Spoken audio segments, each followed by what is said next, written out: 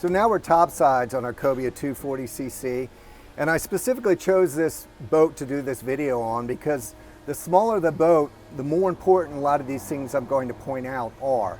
You have limited real estate to work with on a smaller boat, and the trade-offs get bigger and bigger. But needless to say, the really important thing is that the boat is easy to get around.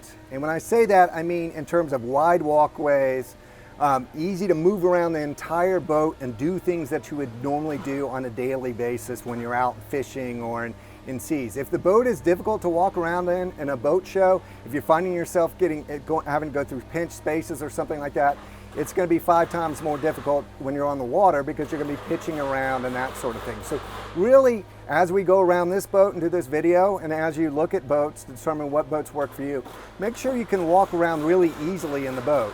A big part of that is not having any steps or awkward places to navigate or move around in the boat. A lot of times companies will have steps up here going to the forward deck area. That's a step that you have to make as you come up to the deck.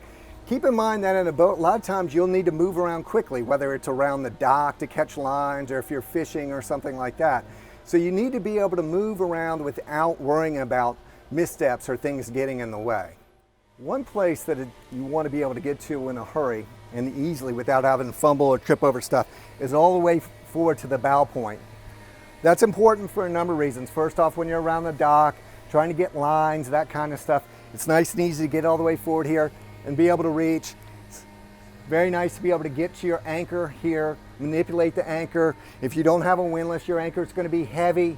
You're not going to want to have to lean over a bunch of seats to be able to get this anchor out, throw it overboard.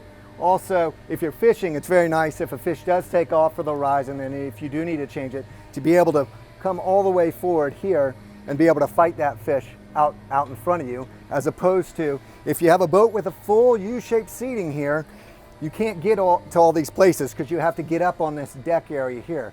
What's really nice about the Cobia is it's convertible here.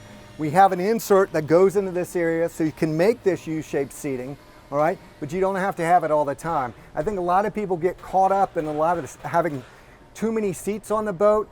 This seat right here does not get used much, and I'll tell you why. It's because people don't like riding sitting backwards on a seat, okay? They like to be able to look forward. This point of the arrow this point of the boat is a narrow pinch point area. It doesn't have enough room usually for somebody to sit sideways and look forward, so they're gonna have to sit backwards. So it's a valuable space to eat up with a seat that's not gonna be used very often.